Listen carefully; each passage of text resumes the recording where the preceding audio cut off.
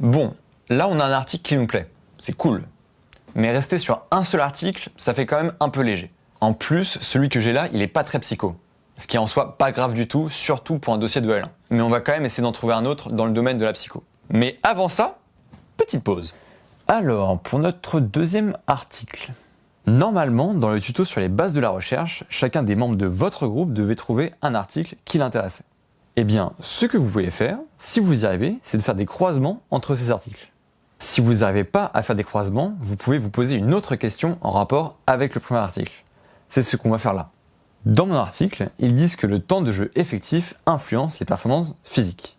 On peut voir si les émotions ont aussi une influence sur ces performances. Je t'avais dit que les questions de recherche pouvaient bouger, et ben c'est un bon exemple. On est passé de quel est l'effet du temps de jeu sur les performances sportives à quels sont les effets du temps de jeu et des émotions sur les performances sportives. Donc je vais faire une deuxième recherche. Je vais mettre émotion et sport. Je vais regarder sur les 10 dernières années. Alors, qu'est-ce qu'on a? Bon alors ça, c'est un livre. J'avoue, je vais pas le chercher en bibliothèque maintenant. Celui-là aussi. Celui-là aussi. Celui-là aussi. Alors, ça me paraît pas mal. Il y a émotion et sport dedans. C'est parfait, c'est ce qu'on veut. Régulation des émotions interpersonnelles dans le sport, ça a l'air cool aussi. Et émotion et performance sportive, ça me paraît bien aussi.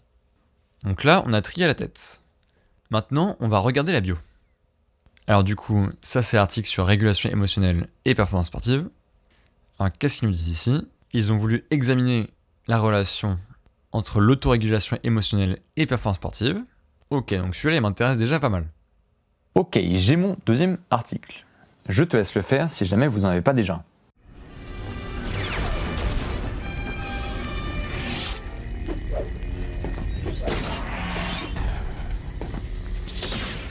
C'est reparti. Dans notre page de titre, on avait dit que ce qui nous intéressait, c'était surtout le titre, le résumé et les mots-clés pour se mettre dans le thème. Donc, c'est un article qui a parlé de la régulation des émotions dans les performances sportives. Ok. Qu'est-ce qu'on a comme mots-clés? Épuisement du mois, performance, fatigue, rythme, suppression, maîtrise de soi, modèle énergétique de force, paradigme de double tâche. Le modèle énergétique de force, je sais pas ce que c'est, mais il a l'air d'envoyer du steak. Et voyons le résumé. Alors, pas d'intro, décidément, ça rentre directement sur de la méthode. À l'intérieur d'un participant, je pense que c'est une erreur de traduction. On a quand même l'objectif, examiner la relation entre l'autorégulation émotionnelle et la performance sportive. Bon, ça c'est bon, on a compris. Alors, 20 athlètes compétitifs ont complété 4 conditions en laboratoire: familiarisation, contrôle, suppression des émotions et non-suppression. Dans chaque condition, les participants ont complété un contre-la-montre cycliste de 10 km nécessitant une autorégulation. Donc là, on a un échantillon de 20 athlètes, ils vont analyser des variables de cet échantillon. Donc ça, c'est un article empirique. Là, on a les résultats. Lorsque les participants supprimaient leur réaction émotionnelle, ils accomplissaient la tâche de cyclisme plus lentement. Et une conclusion, les résultats suggèrent que la déficience des ressources d'autorégulation émotionnelle affecte l'effort perçu, le rythme et la performance sportive. Ok.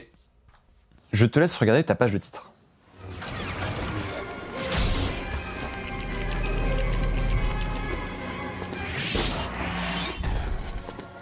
Et on enchaîne sur l'intro. C'est l'endroit où on va avoir l'état de l'art et une élaboration théorique pour arriver aux hypothèses. Dans le contexte, on explique pourquoi le sujet est important et ses liens avec la société. Dans le corps, on élabore sur les recherches précédentes de notre sujet. Et à la fin, il y a les objectifs de l'étude et quelques points importants qu'on veut pointer. C'est parti. Bon, encore une fois, il n'y a pas de contexte dans cet article-là. Il n'y a pas de lien avec la société, il ne montre pas spécialement pourquoi c'est intéressant. Mais je te jure que cette partie contexte existe, je te jure. Bon, en tout cas, du coup, on rentre directement dans le corps de l'intro. Et ici, à la fin, on a les objectifs de l'étude. On le voit avec la présente étude à examiner. Et on a aussi les fameuses hypothèses que les auteurs veulent tester. Bon, ça va, trouver les parties, ça va relativement vite.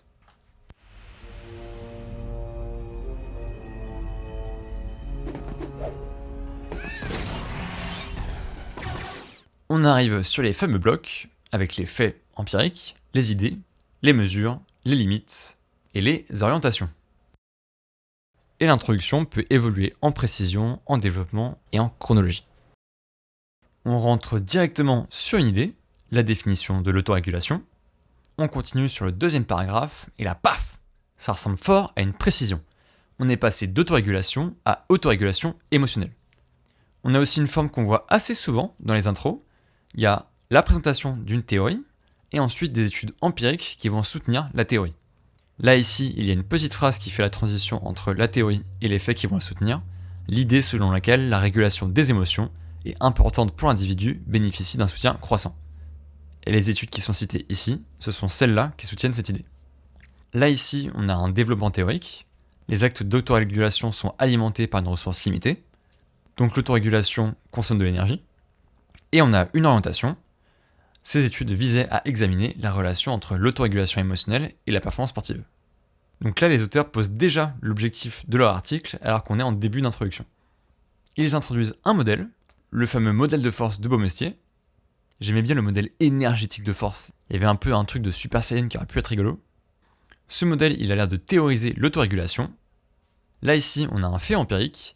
Des chercheurs en 2008 ont montré que les personnes qui effectuaient une brève tâche exigeant un effort cognitif connaissaient une diminution de 50% de leur contraction volontaire maximale, etc. Donc là, c'est très concret, ils parlent de tâches, donc je mets ça dans un fait empirique. Et ils exposent ce fait pour soutenir le modèle de Baumeister. Et juste après, on a une limite, des auteurs ont appelé à davantage de recherche. Voilà, ça fait déjà pas mal. On se revoit tout de suite.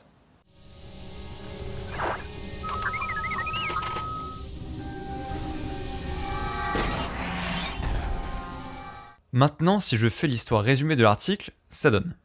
Notre cher Baumeister a fait un modèle, le modèle de force. Il nous parle d'autorégulation, ce sont les efforts qu'on fait pour modifier nos états intérieurs ou nos comportements.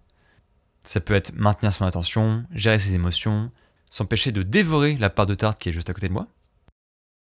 Cette autorégulation, elle pompe de l'énergie. Et les recherches montrent que si elle prend trop d'énergie, ça va impacter négativement les performances physiques. L'article fait un focus sur l'autorégulation émotionnelle, donc gérer ses émotions. Et il montre à peu près la même chose, l'autorégulation émotionnelle prend de l'énergie, ce qui en laisse moins pour les performances physiques. Sauf que ces études-là ont été faites sur des tâches qui ne sont pas représentatives de ce que peuvent vivre des sportifs. Et donc, l'objectif de cette étude, ça va être de tester si toute cette théorie-là, elle marche aussi pour des tâches sportives. En l'occurrence ici, ça sera un contre-la-montre à vélo sur 10 km. En vrai, faire des schémas comme celui-là, ça peut vraiment aider à avoir une bonne vision de ce qui se passe dans l'intro.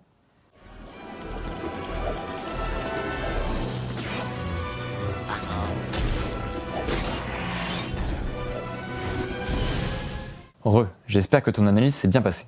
On passe sur du beaucoup plus simple, la méthode. Les auteurs nous expliquent comment ils ont fait pour tester leurs hypothèses. Globalement, on trouve d'abord la population, donc la population qu'on étudie avec les variables socio-démographiques comme l'âge et le genre, le matériel, donc tout ce qui nous a servi pour l'étude, donc en général c'est surtout les instruments de mesure, le design, mais pas toujours, donc ça c'est si l'étude est expérimentale, quasi-expérimentale, corrélationnelle, etc. La procédure, donc toutes les étapes de la mesure, et les analyses statistiques, pareil qu'on ne retrouve pas toujours, donc ça c'est quel test statistique on va faire. Alors, dans notre méthode, là il y a les participants, là il y a la procédure, là il y a les mesures, et ici l'analyse des données. Ça va très vite, c'est cool.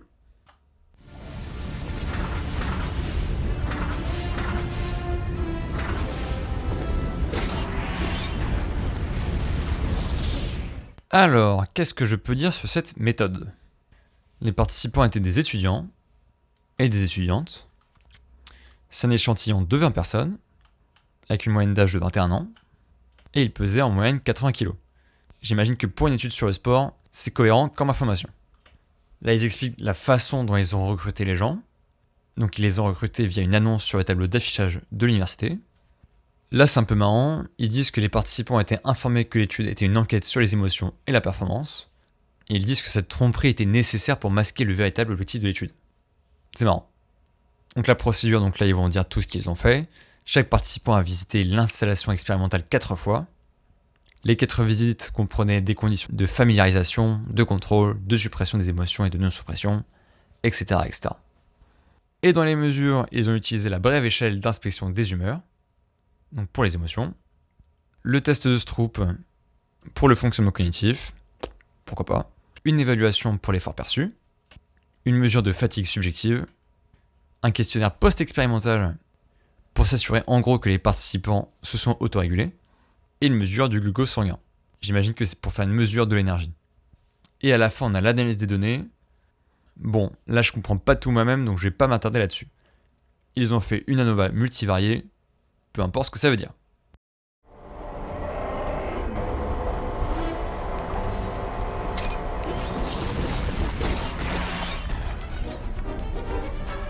Après la méthode, on arrive au résultat. Donc on peut avoir d'abord une pré-analyse, ensuite les statistiques descriptives, donc les moyennes et les écart-types, et les statistiques inférentielles, donc qui permettent de savoir s'il y a un lien entre des variables, et qui sont présentées par ordre d'hypothèse. L'ajustement dans cette étude, on a notre pré-analyse avec le contrôle de la manipulation des variables. Donc ici, on veut s'assurer avec des stats que la tâche où le participant était censé s'autoréguler a fonctionné. Pour les statistiques descriptives, comme dans le premier article, ils n'ont pas fait explicitement un texte, ils ont fait un tableau. Et ensuite ici, c'est de l'inférentiel, puisqu'il vérifie un effet. Effet de l'autorégulation des émotions sur les principales variables dépendantes. Donc les variables dépendantes, c'est ce qu'on a vu tout à l'heure, avec le glucose sanguin, l'effort perçu, le questionnaire des humeurs, etc.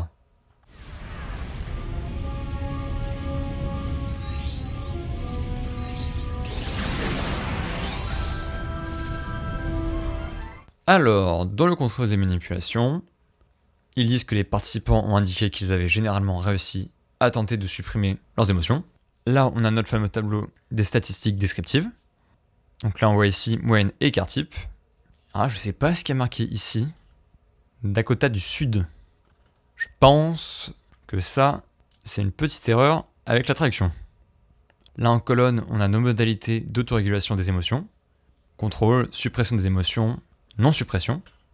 Et en ligne, on a les variables dépendantes, avec le temps que les participants ont mis pour faire 10 km à vélo, un temps d'étirement, ok, les erreurs de Stroop, etc. Et du coup, là, on voit ici, le groupe contrôle a mis 17 minutes 82, le groupe de suppression 18 minutes 42, je pense pas que ce soit 18 heures, ça me semble beaucoup, et en non-suppression, 18 minutes. Et alors, il s'avère que les figures ont disparu, aussi sûrement avec la traduction, d'où vraiment l'intérêt de garder l'original.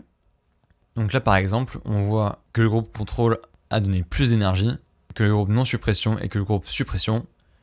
Et tout ça, c'est significatif.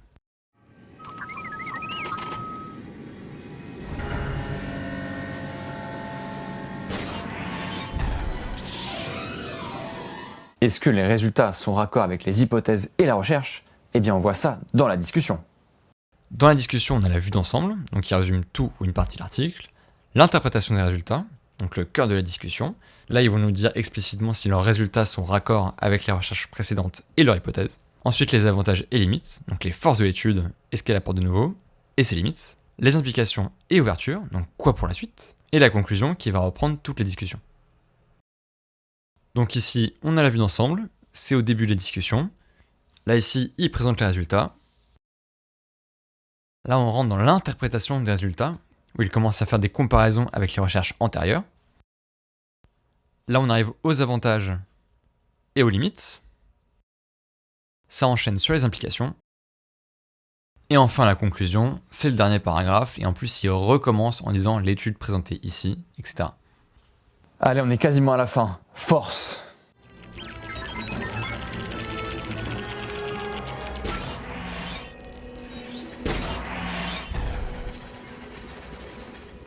Dernière ligne droite, on y est presque. Alors, la vue d'ensemble. Du coup, un gros résumé de la discussion. Dans la vue d'ensemble, globalement, les participants qui se sont autorégulés avant leur tâche avaient de moins de bonnes performances. Dans l'interprétation, cette étude soutient les études antérieures. Comme découverte, c'est une des premières recherches sur l'effet de l'autorégulation émotionnelle sur la performance physique. D'ailleurs, petit aparté comme ça, la discussion, c'est une partie où on peut être assez créatif et faire des hypothèses avec tout ce qui paraît pertinent.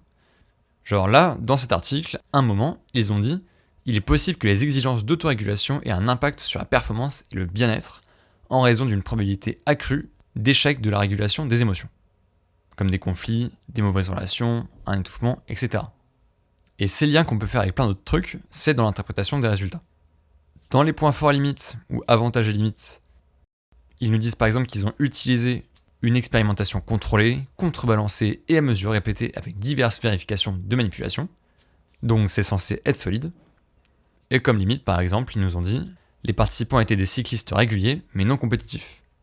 Ensuite, dans les ouvertures et implications, ils nous disent que ce serait intéressant de faire plus de recherches vers de l'autorégulation émotionnelle dans le sport, et qu'il faut sensibiliser les athlètes et les organisations sportives au fait que les tâches qui nécessitent une régulation des émotions, comme l'interaction avec les fans ou les interviews avec les médias, peuvent affecter les performances.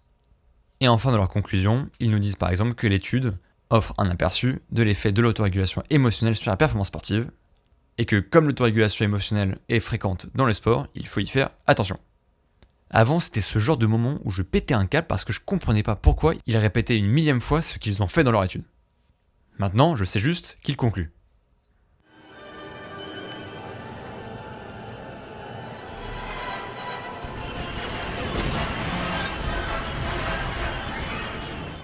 Et pour finir, la biblio par ordre alphabétique des noms des auteurs.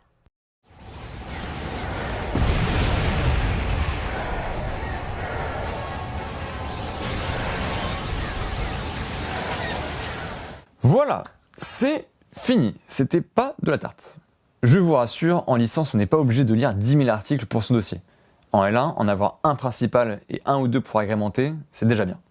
Laisser des pauses entre plusieurs moments de lecture, c'est pas mal. Je sais pas trop pourquoi, mais parfois je lis. Au bout d'un moment, je comprends plus rien et j'en ai marre et j'arrête. Et je reviens genre le lendemain et parfois j'ai des ah, oh, ah mais d'accord. Donc voilà.